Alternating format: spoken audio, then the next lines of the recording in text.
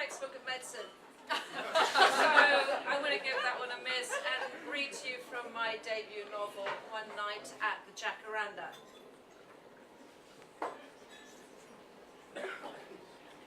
In her drawing room, Dorothea looked past the flowers on the Osborne and Little curtains.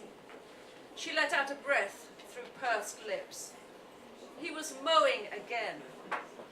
What was it with Englishmen and lawns? Roger was so obsessed with his precious expanse of grass that he had even designed a special mowing strip, he called it, to make cutting easier and to prevent the children from wrecking the edges when they played cricket. Still, it was good he had his garden to occupy him while she used her laptop. Dorothea logged onto the Date Me Quick site and evaluated her options. She never had much privacy these days, so it was important to know in a hurry whom to tick. Oh, she knew it was whom, not who.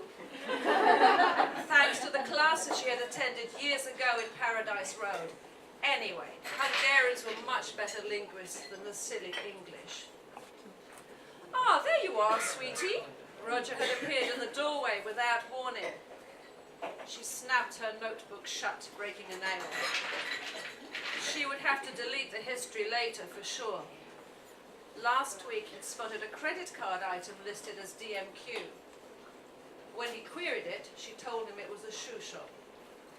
He was visibly pleased it had only been for £30, which showed how stupid he was.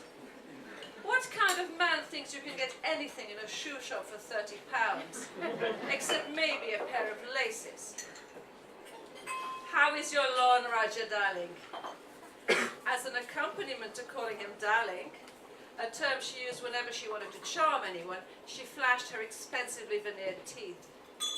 How bizarre that people went from the UK to Hungary for cosmetic dentistry when she had done the exact opposite. Oh, it's coming along nicely, sweetie. Don't forget the flower show this afternoon. Roger loved plants with the same ferocity that he loved sex. She would use the same tactic then. But I've got a headache, darling. I must lie down. Oh, it'll do you good to get out, sweetie. Fresh air and all that. Much better than sitting in a stuffy room hunched over a laptop all the time. I have no idea why you spend so much time indoors. No wonder you have headaches. But you wanted me to study, darling. Fresh air was an idiot British idea.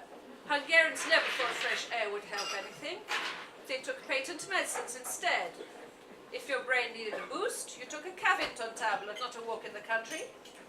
Roger, darling, where did you put my Bensons? You know I don't like you smoking, sweetie. It's bad for the children. Well, over the years, there'd been lots of things that were bad for the children, like creeping into the au pair's room at night when his wife was still there, but he had never shown much concern about that. Darling, you can't tell me what to do anymore. You're not my employer. Oh, can't I? Now his face, normally smiling and a bit too pink, turned a touch nasty. Nobody would believe how ugly Roger was inside. People always thought he was a cuddly bear, a real medved. A Jegesh medved, that, with his hair a premature white, the exact shade of a polar bear at London Zoo. But he wasn't that nice, as anyone on the receiving end of his little games would soon know. And he wasn't that daft. The English were particularly good at that deception, like the Scarlet Pimpernel who played the fool but was really smart. You're right, darling. I'm going to cut down, she said, rising from the sofa. And she would go to the stupid flower show with him at the stupid village church where everyone wore tweeds and a halo. Maybe if she showed enough enthusiasm for the floral displays, she would dissuade him from carting her off to bed yet again before the children came home from school.